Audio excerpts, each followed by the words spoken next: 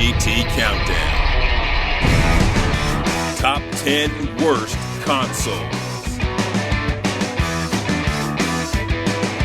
Unless your grandparents hated you during the holidays and birthdays, hopefully you have limited memories of the following consoles. These are the machines that have swindled wallets and bled the industry. Bad design, bad games, and bad business are the elements of their philosophy. You will never find such a list of scum and villainy outside of a European war crimes court. Be warned, these are the worst, most offensive digital contraptions that dare to be labeled as entertainment. Buckle up, we're going in. Number 10. Phantom. What better name for a console that was never released than, well, the Phantom?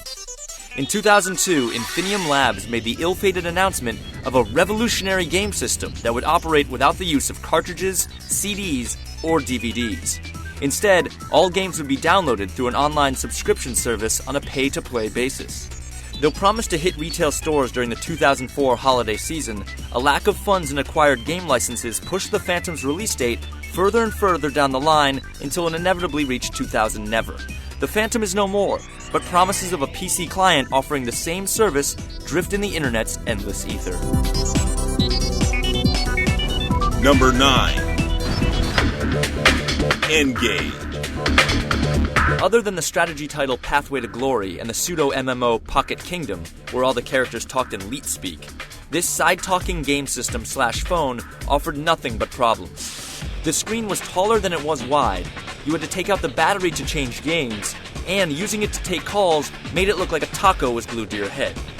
The N-Gage QD made it easier to change games and put an end to side-talking, but the N-Gage brand is most remembered as a mildly humorous internet joke. Number 8. Virtual Boy. Innovation is in the eye of the beholder, until it makes you go blind. The brainchild of Game Boy creator Gunpei Yokoi, the Virtual Boy's real 3D sounded good on paper, but in reality, not so much. Available technology limited colors to black and red. Games actually demanded players take frequent breaks to offset headaches, stiff necks, dizziness, and eye strain. All unfortunate results of playing the Virtual Boy. Only 14 games were ever released in the US, with most looking like Game Boy games with gimmicky 3D effects. Sure, Wario Land was decent, but most gamers decided that they would rather be dead than go red, forcing Nintendo to abandon the console just months after launch. Number 7. 3DO. It's a new experience. Debuting with a $700 price tag that even Kaz Hirai's PS3 couldn't match. $599 US, $599 US, $599 US. Giant enemy crab. The 3DO, conceived by EA founder Trip Hawkins, It plugs into the future. was insanely pricey and squandered its impressive processing power on playing horrible full-motion video. Importers and software pirates could enjoy the console's complete lack of regional lockouts or copy protection, but the system boasted few games worth stealing that weren't already available on other platforms. After being completely crushed by the PlayStation, Return Fire, considered to be the console's best original game, was ported over and promptly forgotten. No one was around. I just sat down and blew my little head off until... Take your damn clothes off! Number 6. Sega Genesis add-ons. Console add-ons rarely work, and nowhere was this more evident than with the Sega Genesis / Sega CD / CDX / 32X. Hoping to squeeze some more life out of its aging Genesis console, Sega decided that interactive movies was the way to go and created the Sega CD add-on. Despite teenage star Dana Plato's appearance in the god-awful Night Trap, interactive movie games stunk and consumers were not fooled.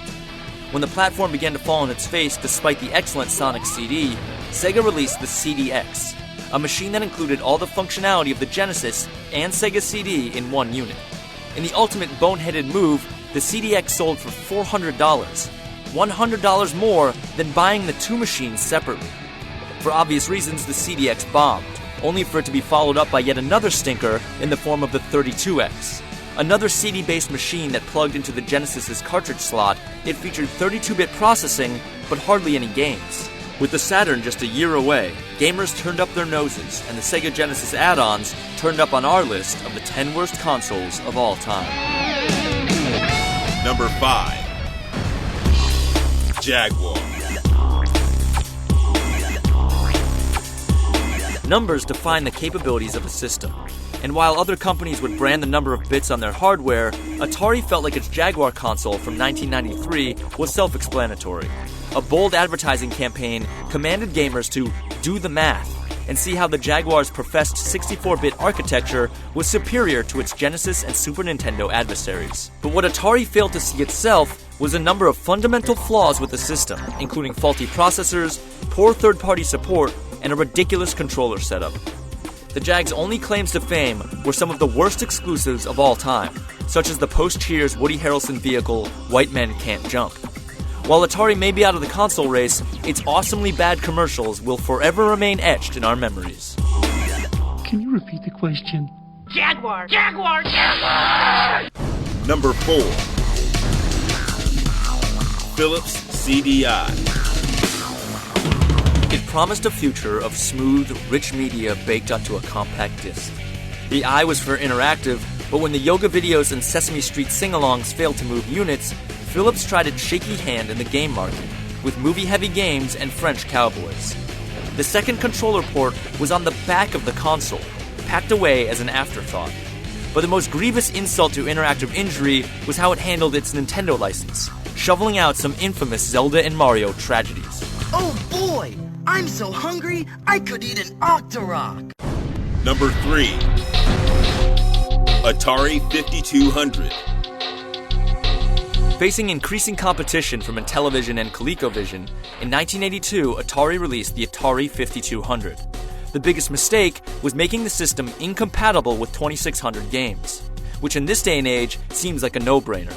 It also suffered from a glut of re-released titles, a software library that failed to hit triple digits, and the most hated controller of all time. Sure, it had some innovations like a pause button and a 360-degree joystick, but it didn't recenter properly and was so fragile that it often broke after just a few hours of play, or from throwing it at the TV in disgust.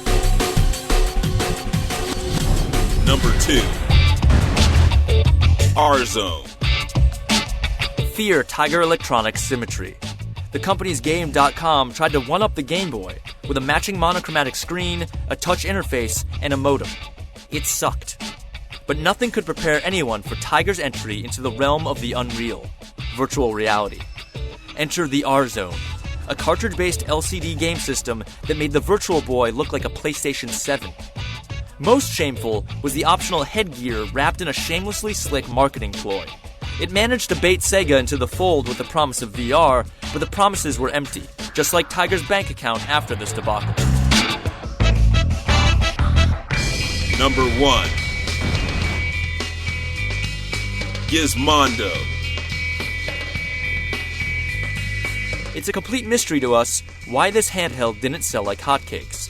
How could a portable system fail with the attractive price point of $400? A depressing battery life, a screen the size of a cell phone, and must-have games like Sticky Balls and Mama Can I Mow the Lawn? You got blue balls, green balls, yellow and all. I'm gonna get them sticky balls. Maybe it was because the budget version forced you to watch 3 commercials a day.